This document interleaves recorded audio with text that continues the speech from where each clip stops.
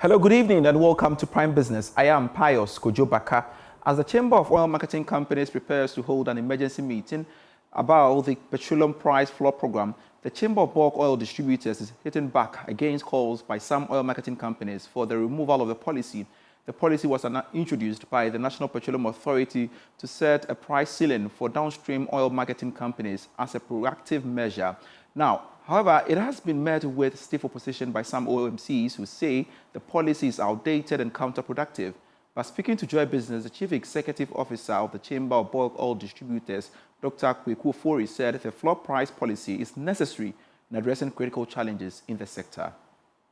I've heard the argument that others are making that the floor pricing is archaic. It is not. 15% of the downstream market is controlled by illicit and non-compliant oil marketing companies.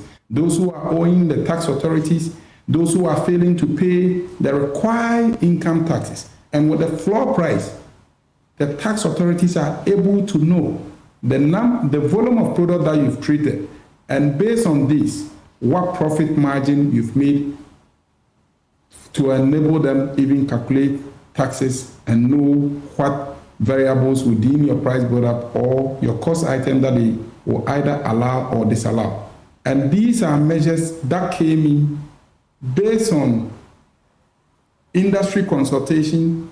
That was not just the introduction of the regulators waking up one morning to do that.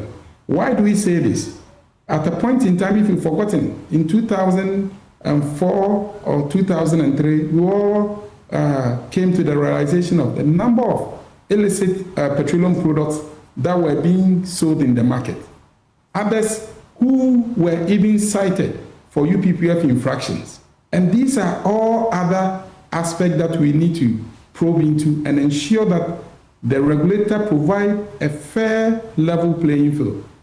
While the floor price may be one of the mechanisms to avert some of these illicit activity and non-compliance within the sector, we push for the regulator to crack down on all those who have been found culpable of any of these illicit activities, be it selling of adulterated fuel or not providing a healthy occupational health standard for people who are working at the various filling stations.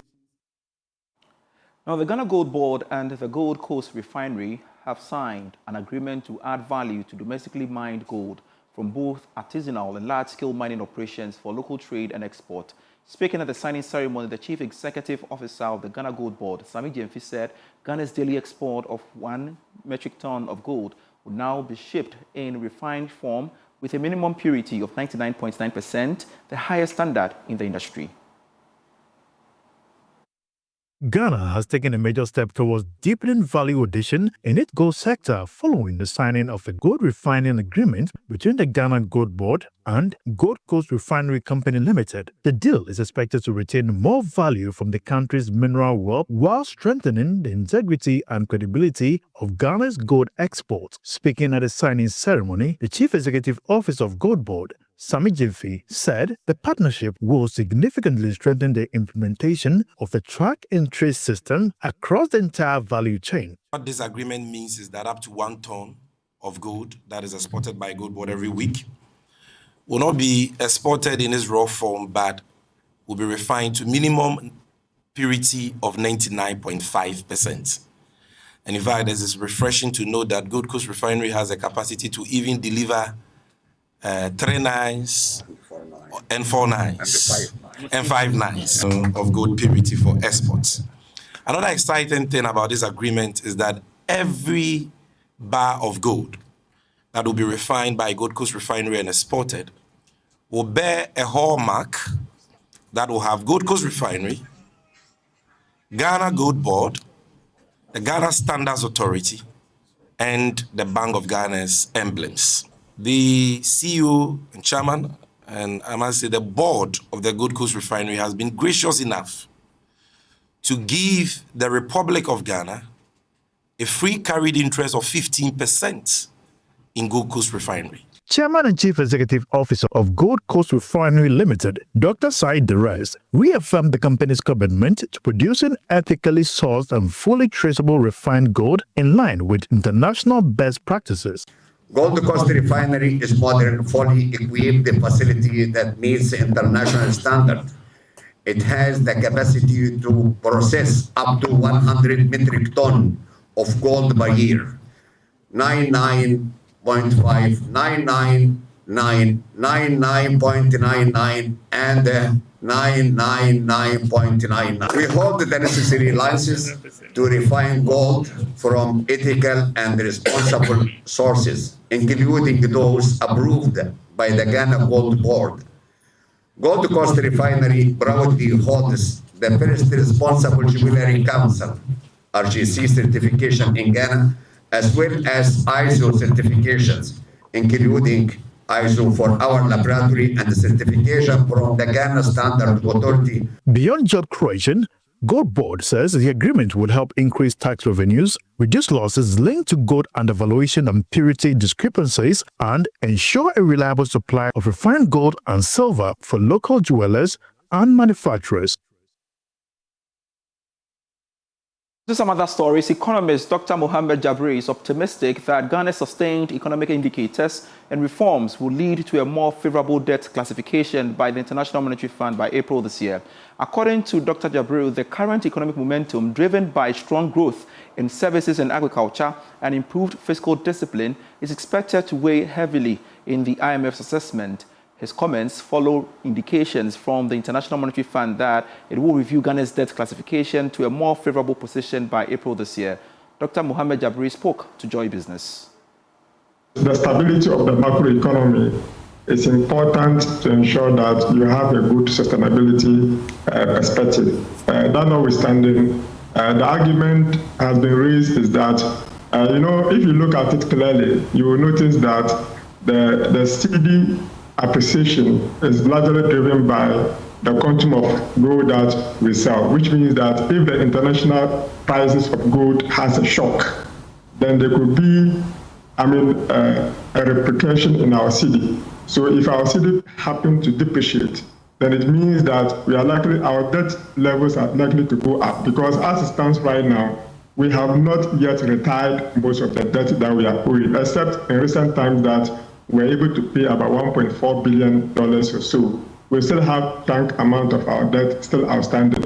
So currently, as it stands right now, because the city has been appreciated, you will notice that it has helped to have an impact in the value of the city. But that notwithstanding, if we continue as we are, and commodity prices continue to be high, and the authorities continue to maintain macroeconomic stability, especially the exchange rate, then we will see that the debt to GDP ratio will continue to be downward trending. But that notwithstanding, if we are not able to work on it and improve on these macroeconomic indicators as explained, then it means that we are more likely not to have our indicators improving. But I believe that I think things are working very well, are working efficiently. So if government continue to be at the trend that they are in, then it means that we should expect that at least they can give us a better upgrade in terms of the next review.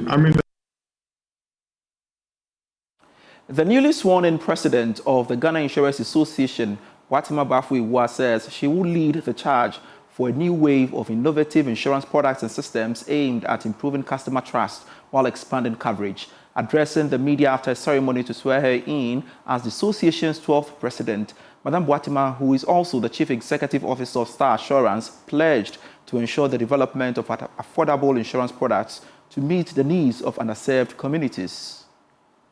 The swearing-in of the 12th president of the Ghana Insurance Association gathered stakeholders in Ghana's insurance industry. Addressing the media, Watima Bafui-Wa, the newly sworn-in president of the association, pledged to improve insurance trust, especially in the informal sector. She was optimistic that with tailored products and education, insurance penetration and coverage would be improved. I think the first thing we need to do as insurers is to ensure that public education and on insurance and the products that are being sold out there are properly explained to the clients. I believe if we're able to do that, people will be able to patronize the insurance a bit better. I think the second one as well is to give variety in the product offerings and also to make sure that it is affordable, because as my speech said, there's a large net that is uninsured, and most of the time it's probably because of funds and affordability. So we also need to look at the wider net to be able to catch all those that don't have insurance as well. The outgoing president, Seth Aklasi, pledged his support for the incoming administration. Lead with courage, inspire with vision, and continue to empower our members. You have a solid foundation on which to build. To our members, thank you for the trust you placed in me. As I step down, I urge you not to rest on your laurels. Continue to push boundaries.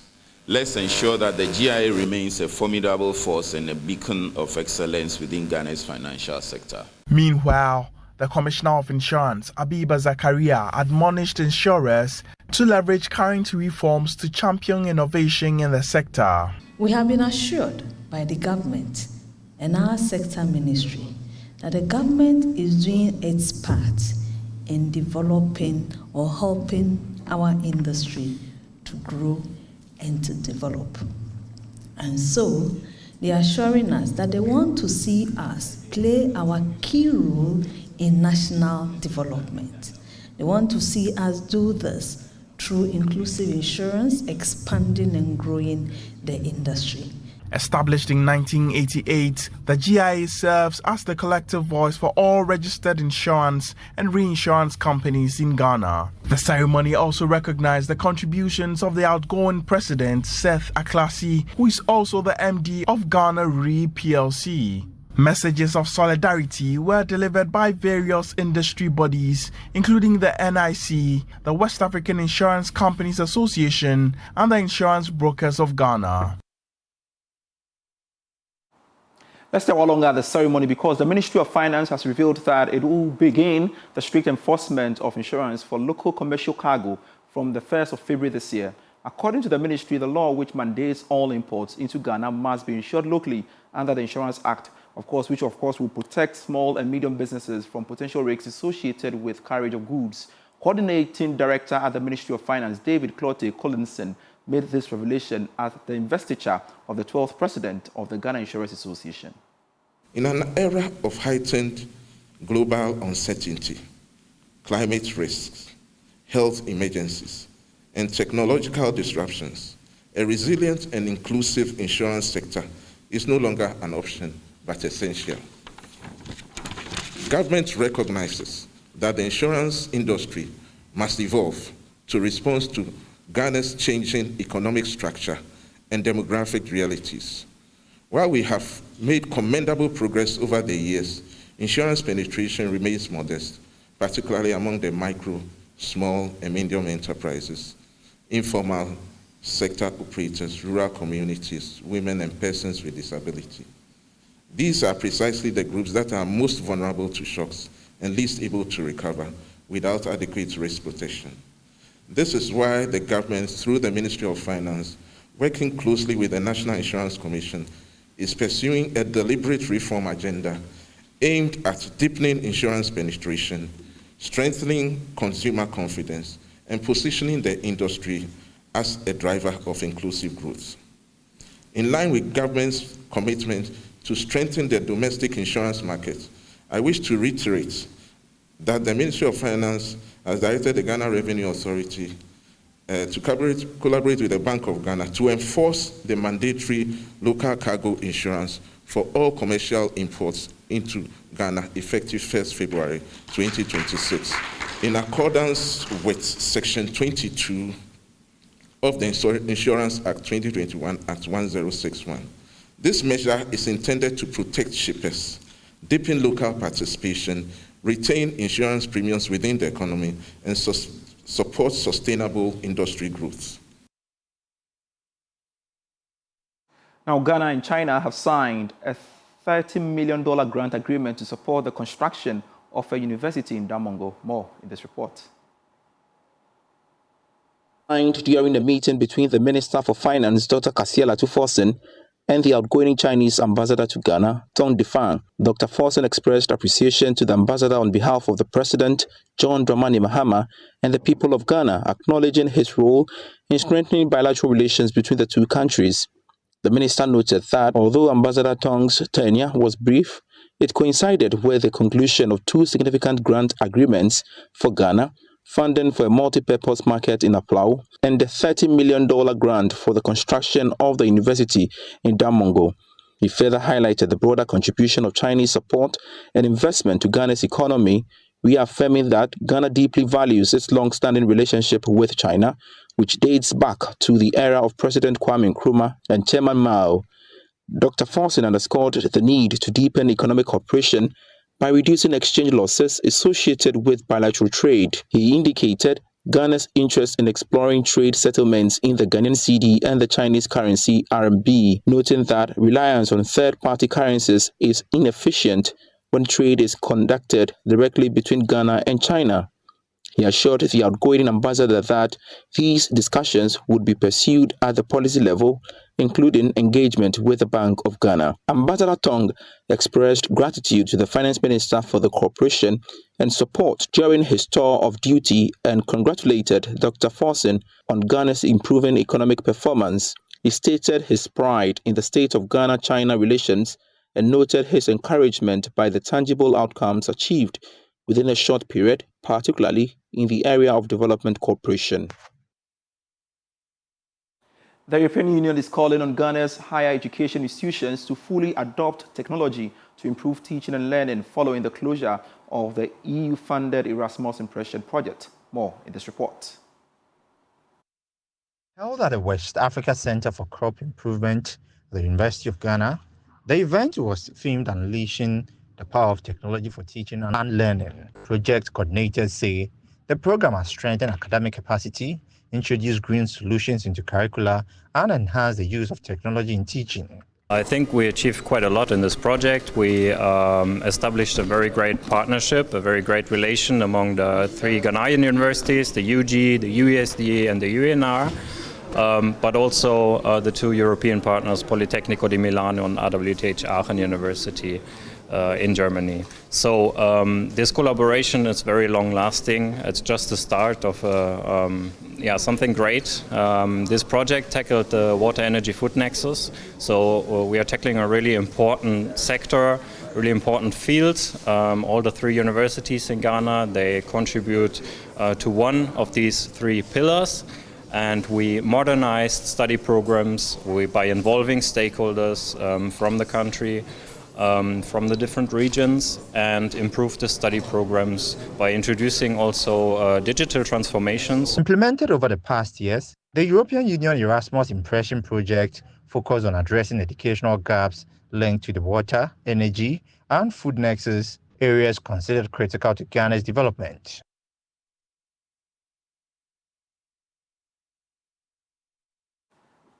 That's it for Prime Business. I am Pius Kojo Baka. Prime Sports is next.